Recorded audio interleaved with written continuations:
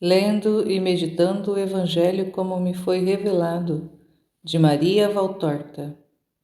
Em nome do Pai, do Filho e do Espírito Santo. Amém. Vinde, Espírito Santo, vinde por meio da poderosa intercessão do Imaculado Coração de Maria, vossa amadíssima esposa e nossa mãe. Amém. Ave Maria, cheia de graça, o Senhor é convosco. Bendita sois vós entre as mulheres e bendito o fruto do vosso ventre, Jesus. Santa Maria, Mãe de Deus, rogai por nós, pecadores, agora e na hora de nossa morte. Amém. Capítulo 68. Jesus no templo com os Iscariotes ensina. 1º de janeiro de 1945.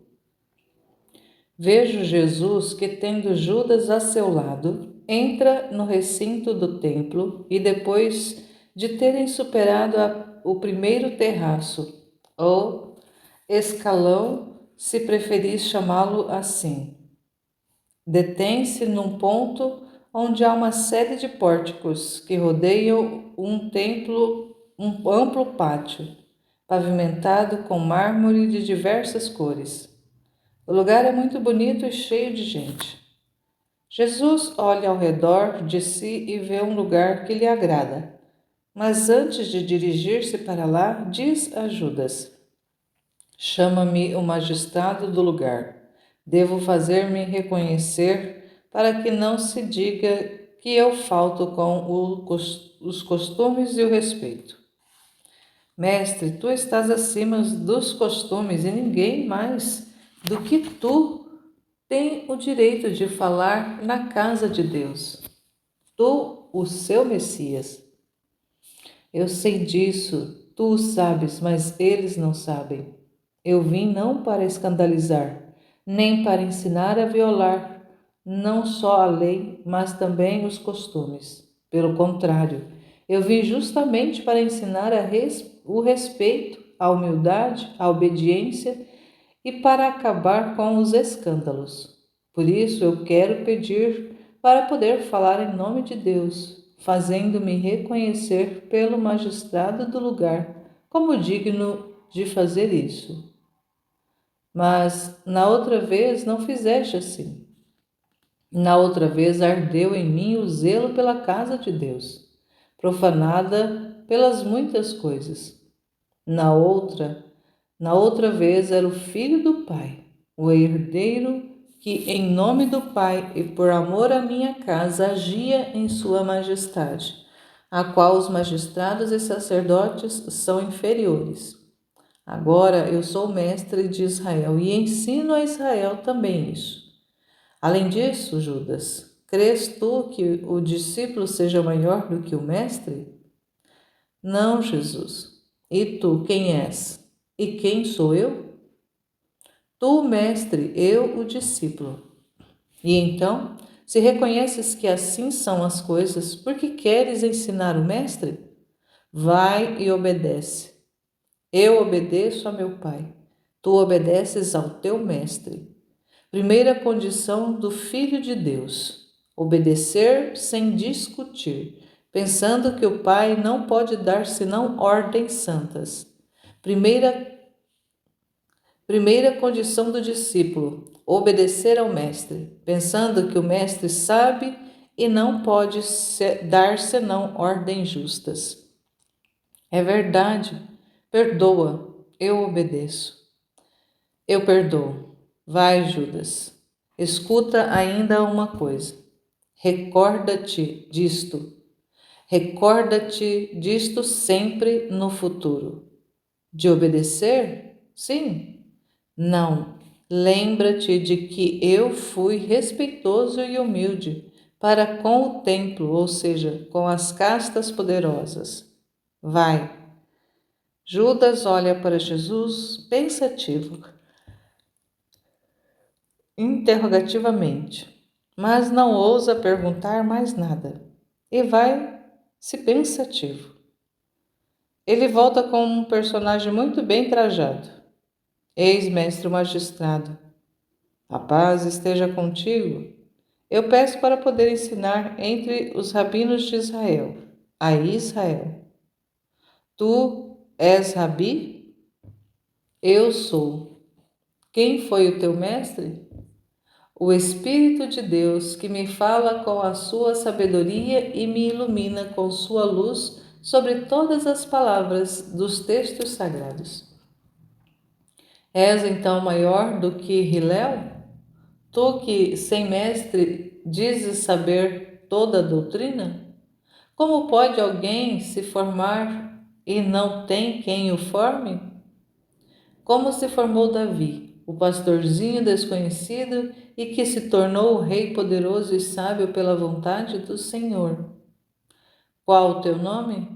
Jesus de José de Jacó, da estirpe de Davi, e de Maria de Joaquim, da estirpe de Davi, e de Ana de Araão, Maria, a virgem desposada no templo, porque era órfã pelo sumo sacerdote segundo a lei de Israel.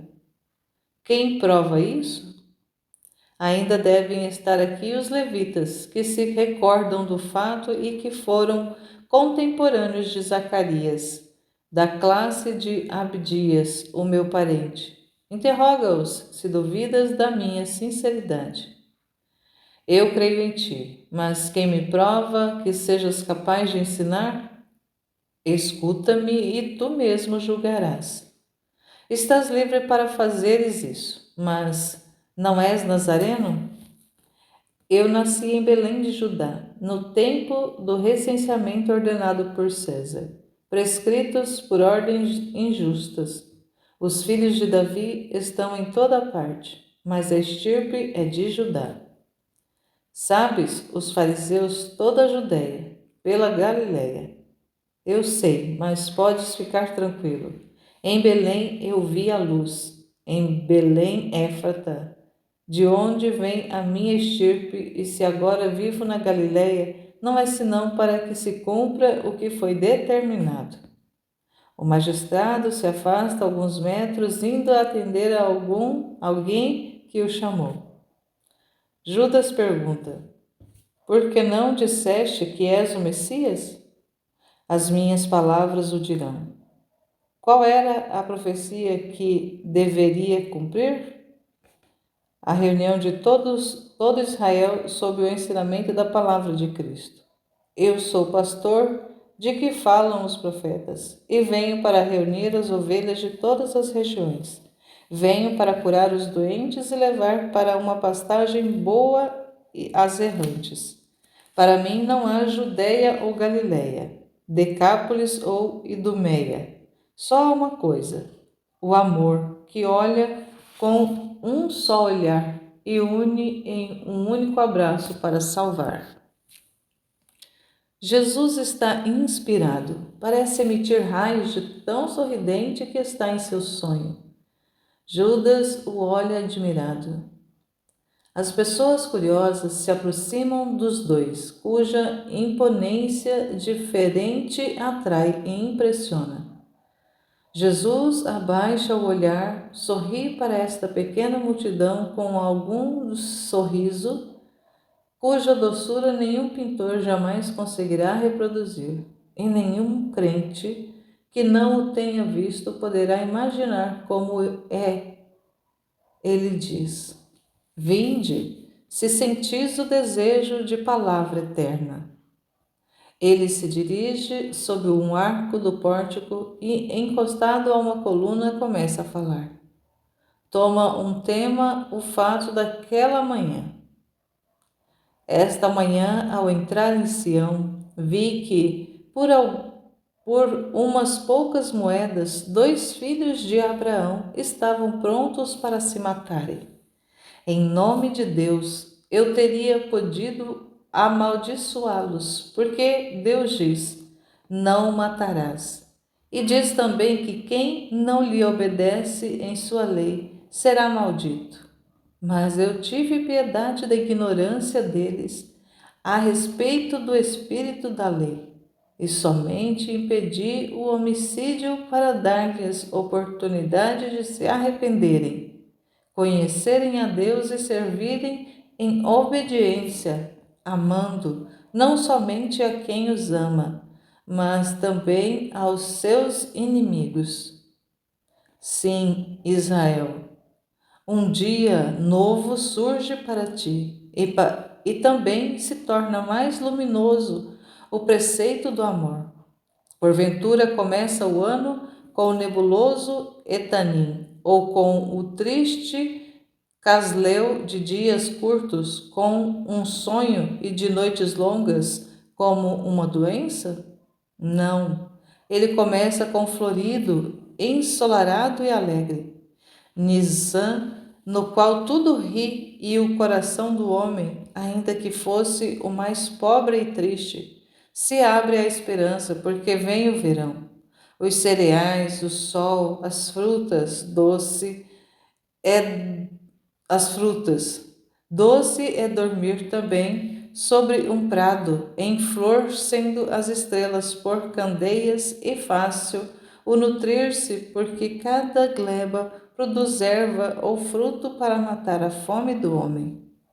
Eis aqui, ó Israel, terminou o inverno, o tempo da espera. Agora é a alegria da promessa que se cumpre. O pão e o vinho em breve estarão prontos para matar a sua fome. O sol está no meio de ti. A este sol tudo toma um fôlego mais amplo e mais doce, até o preceito da nossa lei, o primeiro e mais santo dos preceitos. Ama a Deus e ama ao teu próximo.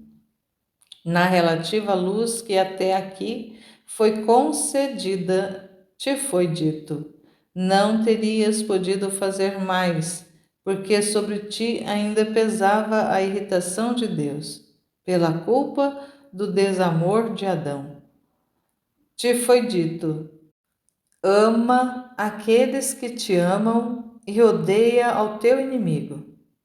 E inimigo para ti era não somente quem ultrapassava as fronteiras de tua pátria, mas também quem havia faltado para contigo em particular, ou que te parecia ter faltado.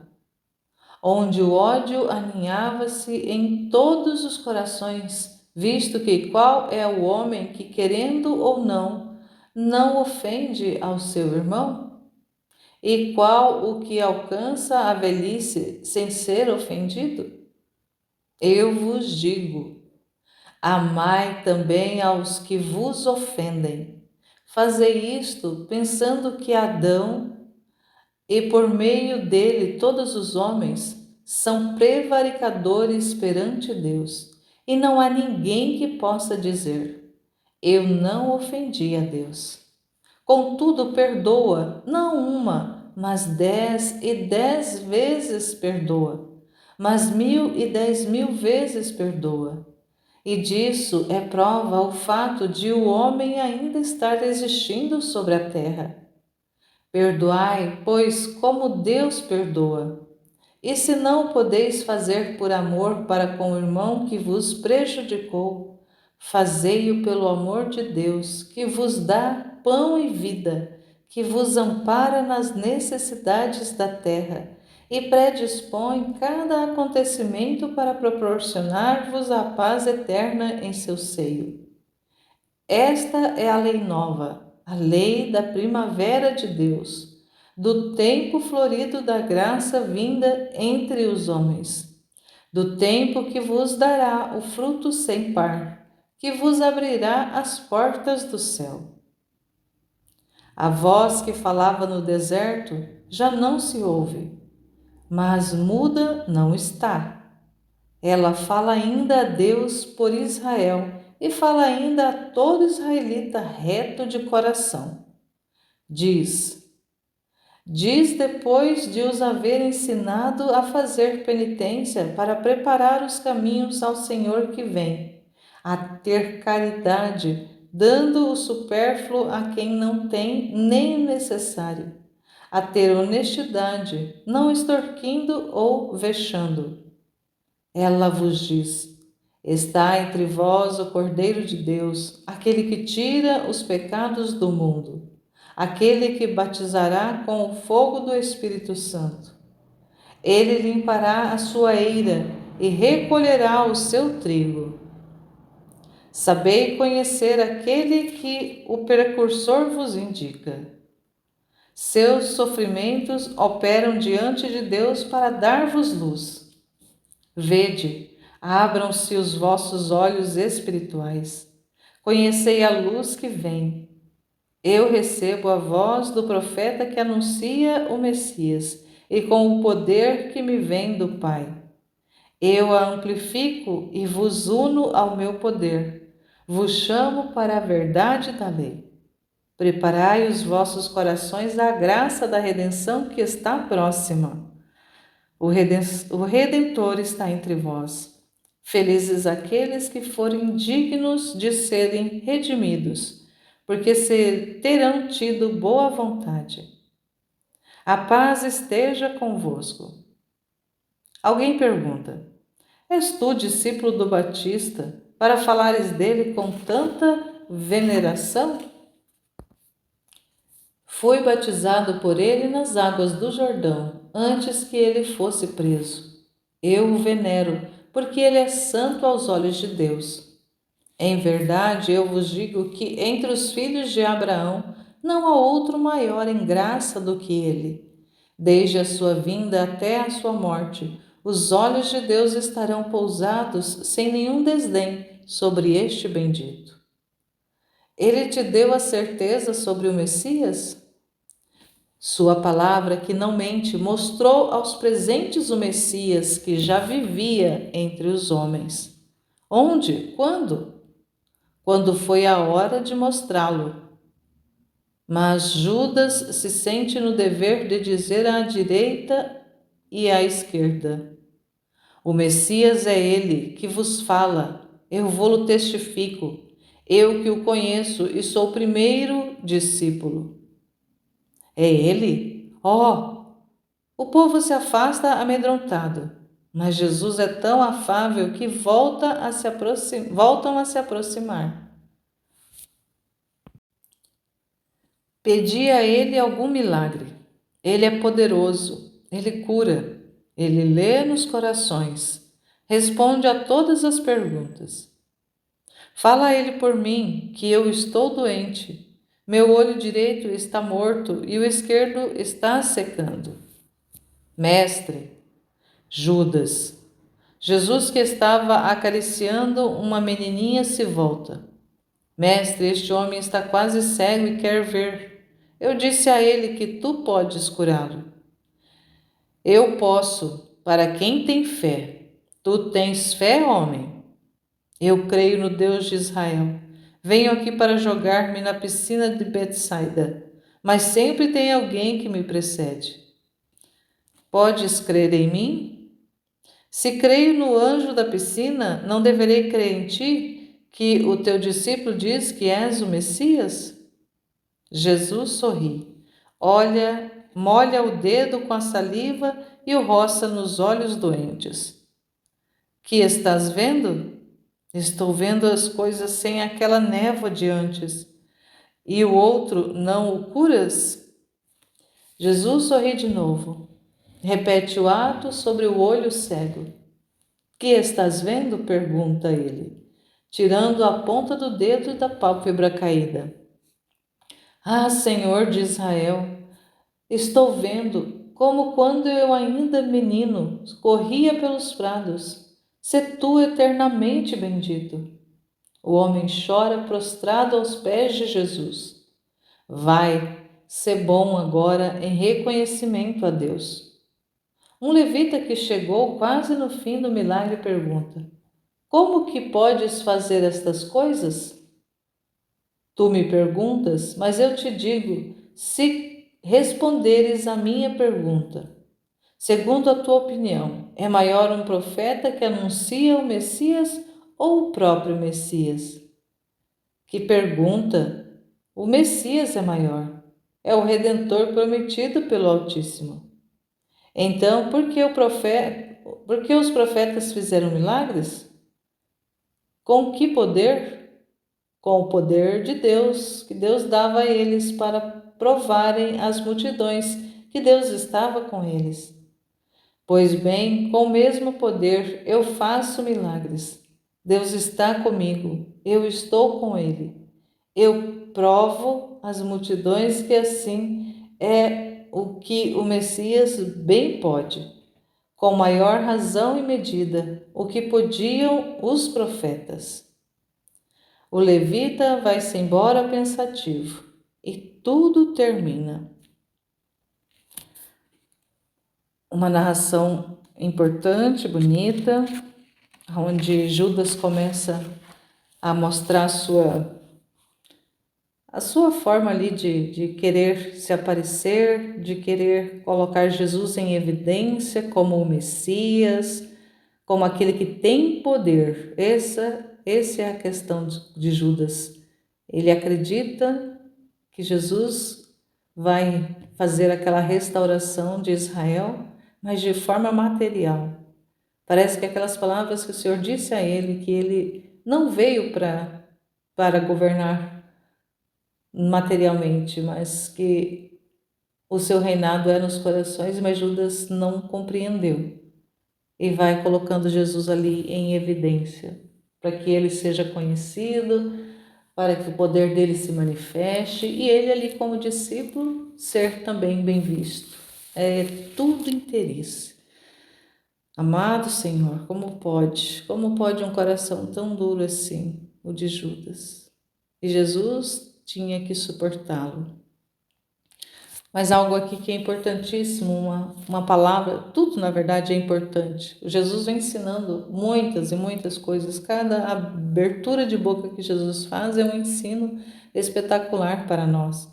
Mas vou frisar aqui uma partezinha que eu já até havia grifado na primeira vez que eu li esse trecho, que diz assim, onde Jesus começa a ensinando lá, ele vai dizer: eu vos digo, amai também aos que vos ofendem. Fazei isto pensando que Adão, e por meio dele todos os homens são prevaricadores perante Deus, e não há ninguém que possa dizer: eu não ofendi a Deus. Olha só, ninguém pode dizer que não ofende a Deus, ninguém está isento da culpa. Ninguém está isento por causa de Adão. A partir de Adão, ele que foi o primeiro homem, depois da desobediência, todos os homens são prevaricadores perante Deus, todos estão em falta perante Deus. Não há ninguém que possa dizer que não ofende a Deus, todos nós, em maior ou em menor grau, ofendemos a Deus. Ele continua: contudo, Deus perdoa, não uma, mas 10 e 10 vezes perdoa, mas 1.010.000 vezes perdoa. E disso é prova o fato de o homem ainda estar existindo sobre a terra. Se nós estamos aqui, estamos respirando, o mundo continua a existir, continuam a nascer novas criaturas, crianças nascem todos os dias. Isso é um sinal de que Deus perdoa. Mesmo o homem não merecendo, Deus perdoa 10 vezes, 10.000 vezes, 10.000 vezes 1.000. Perdoa sempre. Deus sempre está disponível para nos perdoar. Ele não se fecha ao perdão. E aí o que o Senhor vai dizer para nós? Perdoai, pois, como Deus perdoa. Então, assim como Deus perdoa, nós devemos também perdoar aquele que nos ofende, aquele que nos deve. Assim como na oração do Pai Nosso, perdoai-nos a quem nos tem ofendido, ou perdoai-nos as nossas dívidas, assim como nós perdoamos os nossos devedores, aqueles que nos ofendem. Assim como nós perdoamos, nós pedimos perdão a Deus, ao Pai, e Ele nos perdoa. Se estamos arrependidos, Deus perdoa sempre, 1.000 e 1.000 vezes.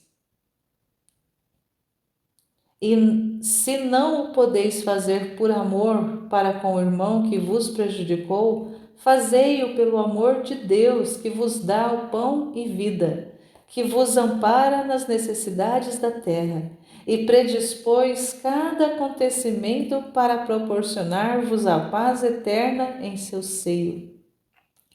Se não podemos perdoar por amor à pessoa, se não amamos a pessoa a ponto de perdoá-la, perdoamo-la por amor a Deus, por amor a Deus que nos dá a vida, que nos dá o sustento, que nos dá a condição da existência. Por amor a Deus é que devemos perdoar, se não amamos aquele ao qual devemos o perdão, porque nós devemos o perdão a todas as pessoas. Somos devedores do perdão, porque Deus nos perdoa sempre. E se Ele nos perdoa sempre, nós devemos perdoar sempre também. Isso é um ensino precioso de Jesus que nós devemos levar em consideração, não só levar em consideração, mas realmente atender, fazer o que Ele está dizendo.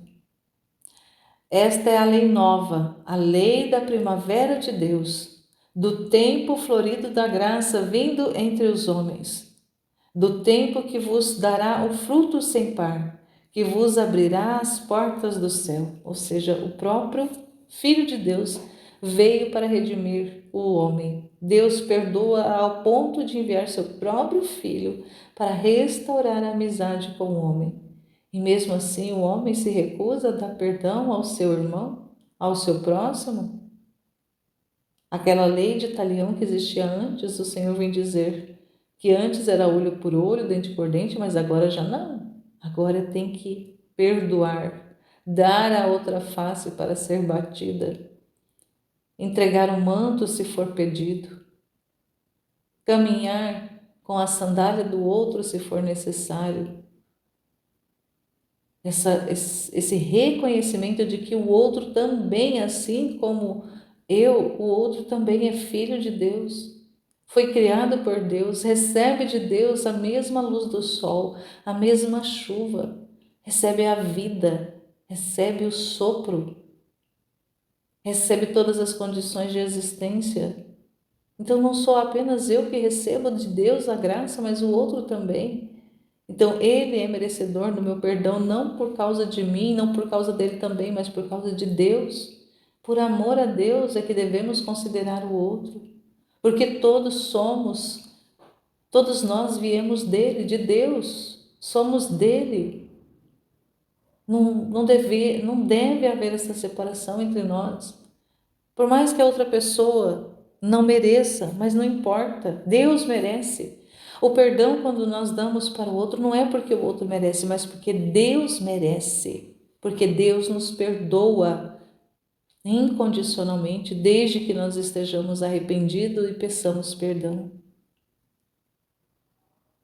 O que o Senhor fala depois ali no momento que ele vai fazer a cura, ele pergunta para aquele quase cego: tu crês em mim? Porque eu curo à medida da fé. Se crer, vai ser curado. E o perdão também. É necessário que creiamos que o Senhor é quem nos dá essa condição do perdão. E o perdão é uma libertação extraordinária. É uma graça de Deus também concedida, que está disponível a todos aqueles que quiserem se apossar dessa graça. Perdoar. Perdoar. Perdoar é divino. Perdoar vem de Deus e Ele dá para nós essa condição. Basta que nós queiramos também. Basta que nós aceitemos se submeter a dar o perdão, porque Deus nos perdoa primeiro, mesmo sem nenhum merecimento, mesmo ofendendo Ele. Deus nos perdoa sempre. E no capítulo 69, Jesus instrui Judas Iscariotes. Vamos acompanhar essa instrução aqui, preciosa para nós. 3 de janeiro de 1945. Ainda Jesus e Judas, que depois de terem rezado num lugar mais próximo do santo, concedidos aos israelitas varões, saem do templo. Judas queria ficar com Jesus, mas esse desejo encontra oposição da parte do Mestre. Judas, eu desejo estar sozinho nas horas noturnas. Na noite, o meu espírito obtém do Pai o seu alimento. Oração, meditação e solidão são para mim mais necessários do que alimento material. Aquele que quiser viver pelo Espírito e levar outros a viver essa mesma vida, deve preterir a carne. Eu diria quase matá-la nas suas prepotências, mas dar todos os seus cuidados ao Espírito. Todos devem fazer assim, Judas. Também tu, se queres verdadeiramente ser de Deus, ou seja, do sobrenatural. Mas nós somos ainda desta terra, mestre. Como podemos descuidar-nos da carne, dando todos os cuidados ao Espírito? Isto que estás dizendo não é uma antítese ao mandamento de Deus. Não matarás? Neste não está compreendido também o não matar-se? Se a vida é um dom de Deus, devemos amá-la ou não? Responderei a ti como não responderia a uma pessoa simples, para a qual basta fazer levantar o olhar da alma ou da mente e esferas sobrenaturais, para levá-lo convosco como num voo até os reinos do paraíso. Mas tu não és uma pessoa simples. Tu te formaste em ambiente que te refinaram, mas que também te corromperam com suas sutilezas e com suas doutrinas. Lembras-te de Salomão, Judas? Ele era um sábio, o mais sábio daquele tempo. Lembras-te de que ele disse, depois de ter conhecido todo o saber? Vaidade das vaidades, tudo é vaidade. Temer a Deus e observar os seus mandamentos, para o homem isso é tudo. Agora eu te digo que é preciso saber tirar dos alimentos a nutrição, mas não o veneno. E se compreendermos que um alimento nos está sendo prejudicial, porque há em nós reações pelas quais aquele alimento é nefasto, sendo ele mais forte do que os nossos bons humores, que o poderiam neutralizar, é preciso não fazer mais uso desse alimento, mesmo sendo gostoso ao paladar. É melhor um simples pão e água de fonte do que os pratos complicados da mesa do rei, nos quais há drogas que perturbam nosso organismo e envenenam. Que é que eu devo deixar, mestre?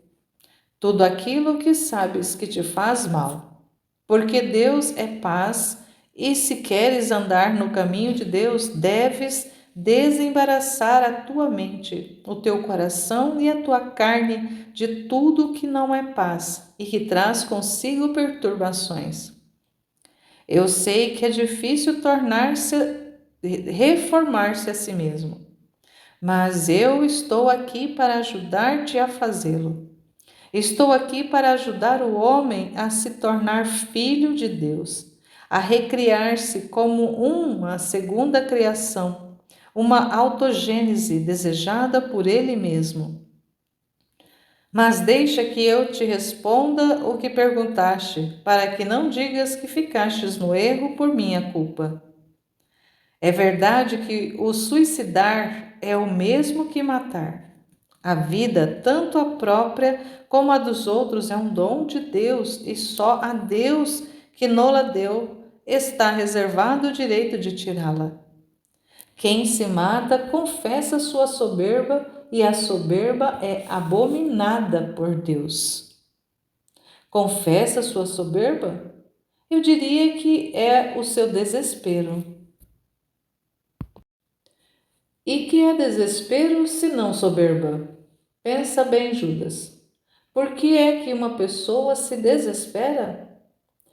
É ou porque as desventuras recrudescem sobre ela a essa pessoa, quer vencê-la sozinha, e não consegue, ou então porque ela é culpada e julga que Deus não pode perdoá-la. No primeiro e no segundo caso, não é talvez a soberba que está prevalecendo? A pessoa que quer agir sozinha não tem a humildade de estender a mão ao Pai e dizer-lhe: Eu não posso, mas tu podes. Ajuda-me, que de ti eu tudo espero.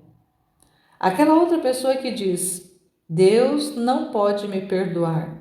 Fala assim porque quer medir a Deus por si mesma e sabe que alguém ofendido como aquele a quem ela ofendeu não poderia perdoá-la. Ou seja, é soberba também aqui. O humilde se compadece e perdoa, mesmo se sofre pela ofensa recebida. O soberbo não perdoa. É soberbo porque não sabe inclinar a cabeça e dizer: Pai, eu pequei, perdoa o teu pobre filho culpado. Mas não sabe, Judas, que tudo será perdoado pelo Pai se for pedido o perdão, com o coração sincero e contrito, humilde e cheio de boa vontade, de renovação no bem. Mas certos delitos não são perdoados, não podem ser perdoados. És tu quem diz isso? Assim será, se o homem quiser. Mas em verdade eu te digo que mesmo depois do delito, dos delitos, se o culpado corresse aos pés do Pai, ele se chama Pai para isso, Judas. É um Pai de perfeição infinita. E chorando-lhe suplicasse o perdão, oferecendo-se a expiação, mas sem desespero. O Pai lhe daria o modo de expiar para poder merecer o perdão e salvar sua alma. Então tu dizes que os homens que a Escritura cita e que suicidaram fizeram mal? Não é lícito fazer violência contra ninguém, nem contra si mesmo. Fizeram mal.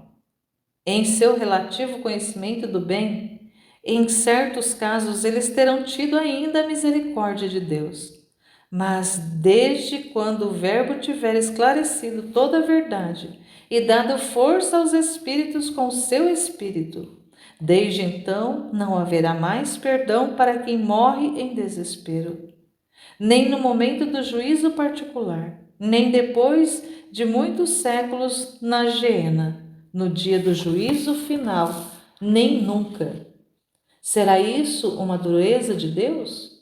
Não, é justiça.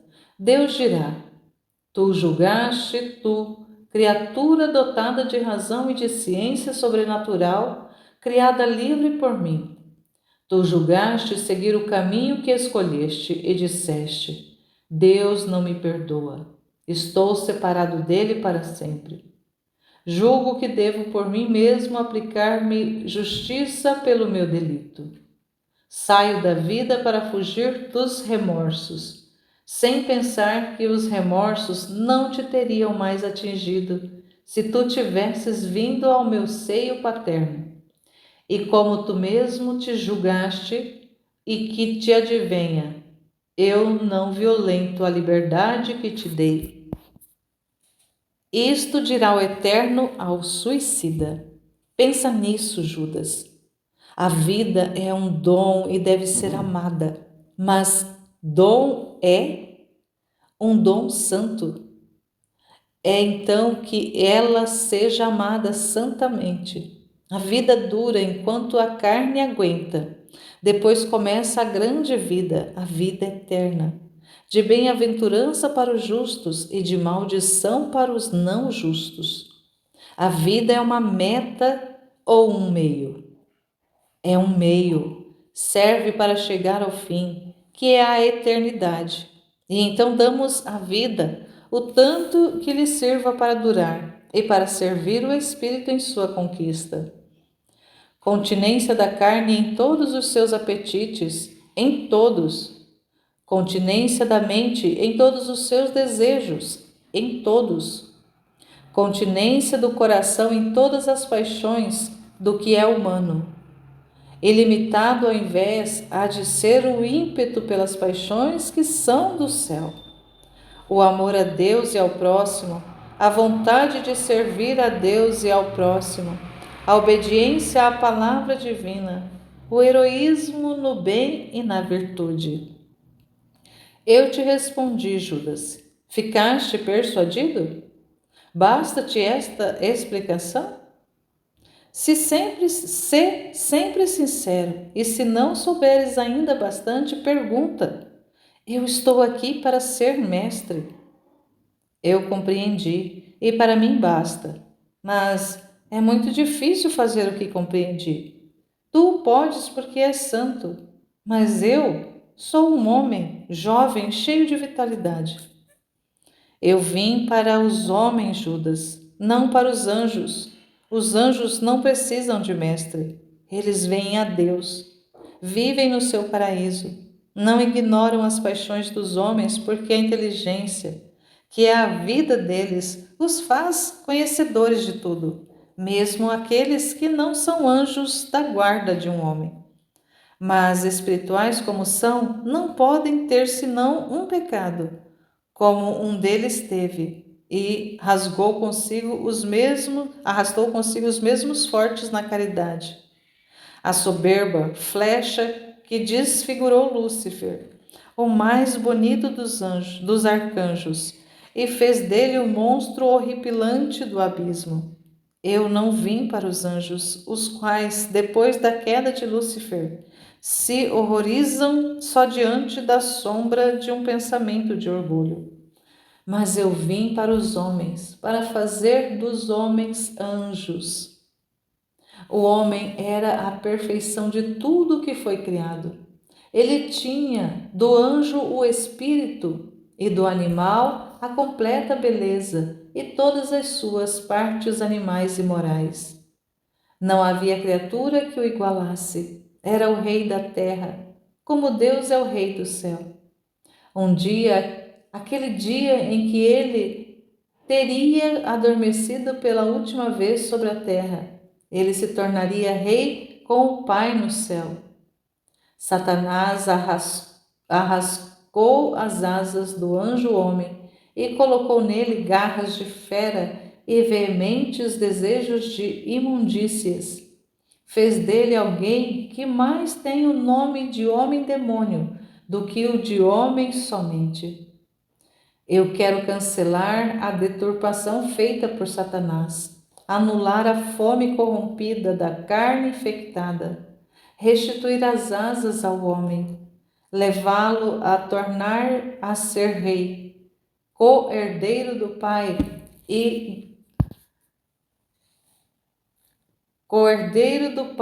e do celeste reino.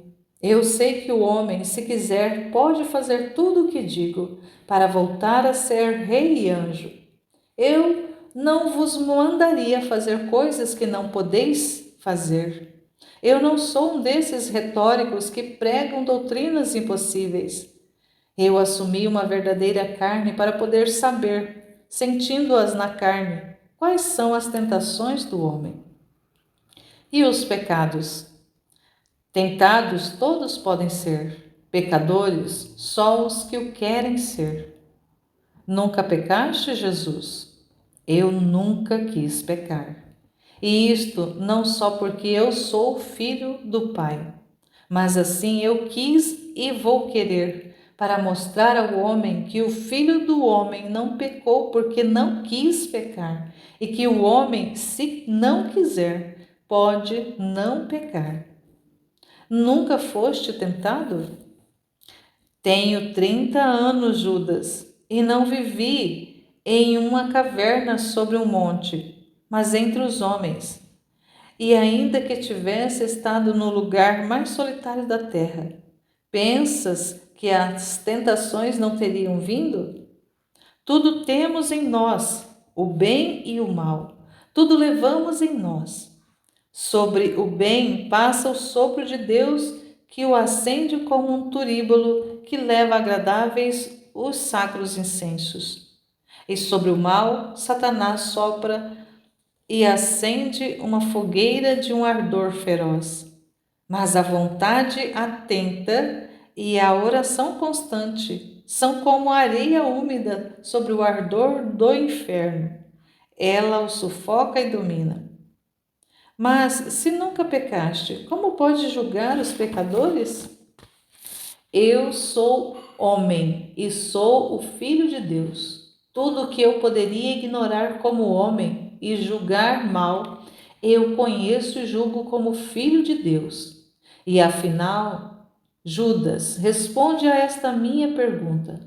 Alguém que está com fome sofre mais ao dizer: agora vou sentar-me à mesa, ou quando diz: não há comida para mim? Sofre mais no segundo caso, porque só o saber que está privado dela já o faz sentir o cheiro da comida e as suas entranhas se torcem de desejo. Aí está. A tentação é mordente como esse desejo, Judas. Satanás o torna ainda mais agudo, perfeito e sedutor, de que qualquer ato já praticado. Além disso, o ato dá satisfação, mas às vezes também causa náuseas, enquanto que a tentação não cai, mas como uma árvore podada, lança umas frondes mais robustas. E nunca cedestes? Nunca cedi. Como te foi possível isso? Eu disse: Pai, não me exponhas à tentação. Como? Tu, Messias, tu que opera milagres, pediste ajuda ao Pai? E não só ajuda, eu lhe pedi que não me exponha à tentação. Pensas tu que porque eu sou eu, já posso deixar de contar com o Pai? Oh, não! Em verdade eu te digo que o Pai concede tudo ao Filho, mas também que o Filho recebe tudo do Pai. E te digo que tudo o que for pedido em meu nome ao Pai será concedido. Mas eis no Getsame, onde moro, já são visíveis as primeiras oliveiras além dos muros. Tu moras para lá de Tofete. A noite já vem chegando, não te convém subir até lá. Nós nos veremos novamente amanhã no mesmo lugar. Adeus, a paz esteja contigo. A paz esteja contigo também, mestre, mas eu queria dizer-te ainda uma coisa. Eu te acompanharei até Cedron, depois voltarei para trás, porque moras num lugar tão humilde como aquele? Sabes, o povo olha tantas coisas. Não conheces ninguém na cidade que tenhas uma bela casa? Eu, se quiseres, poderei levá-lo à casa de amigos. Eles te hospedarão, porque são meus amigos e seriam moradas mais dignas de ti. Achas isso? Eu não acho. O digno e o indigno existem em todas as castas, e sem faltar com a caridade, mas para não ofender a justiça. Eu digo que o indigno, maliciosamente indigno, está muitas vezes no meio dos grandes. Não é preciso nem útil serem poder, não é preciso nem útil serem poderosos para serem bons, ou para esconder o pecado aos olhos de Deus. Tudo deverá mudar sob o mesmo sinal. E será grande, não quem é poderoso, mas quem é humilde e santo. Mas para ser respeitado, para se impor. Herodes é respeitado? E César é respeitado? Não, eles são tolerados e amaldiçoados pelos hábitos, pelos lábios e pelos corações. Sobre os bons, ou também sobre os que somente têm desejo de bondade. Podes crer, Judas, que eu saberei me impor, mas com a modéstia, do que com a imponência. Mas então desprezarás sempre os poderosos? Assim farás deles teus inimigos. E eu estava pensando em falar de ti a muitos que eu conheço e que têm um nome. Eu não desprezarei a ninguém. Irei aos pobres como aos ricos, aos escravos como aos reis, aos puros como aos pecadores. Mas se é verdade que ficarei grato a quem me der pão e abrigo em minhas fadigas, seja qual for o abrigo e o alimento. Eu darei sempre preferência ao que é humilde. Os grandes já têm muitas alegrias. Os pobres não têm mais que uma reta consciência, um amor fiel. Os filhos e haverem-se ouvidos pelos que são mais do que eles. Eu serei sempre inclinado para os pobres, os aflitos e os pecadores. Eu te agradeço pela tua boa vontade, mas deixa-me neste lugar de paz e oração. Vai, e Deus te inspire o que é bom. Jesus deixa o discípulo e se introduz entre as oliveiras, e tudo termina. E nesse capítulo não vou retomar o ensino, porque está bem claro essa conversa que Jesus teve com Judas, toda essa instrução que o Senhor levou a ele. Ele não teve desculpas, Judas foi soberbo ao tirar a própria vida, e ele conhecia a verdade porque ele conviveu com a verdade, ele recebeu o ensino diretamente da boca da verdade. Ele foi instruído diretamente pela palavra. Isso foi grave para ele. Por isso que Jesus queria no início que ele não fosse discípulo, quis rejeitá-lo, porque ele sabia que aquele que muito recebia, muito seria exigido. E Judas recebeu da fonte. E nós ficamos com essa reflexão, com esse ensino de Jesus para meditarmos a respeito. Como é que é? Como que está sendo conosco? Como que nós, ao recebermos esses ensinos, essas palavras preciosas de Jesus aqui nesse material, nesse livro, nessa obra, como que está sendo a nossa vida? Como que nós estamos conduzindo a nossa vida a partir daqui? Que nós não sejamos outros Judas. Louvado seja nosso Senhor Jesus Cristo e sua Mãe Maria Santíssima, para sempre sejam louvados. Estivemos e permaneceremos unidos no nome desse Deus Todo-Poderoso, Pai, Filho e Espírito Santo. Amém. Jesus, eu confio em vós.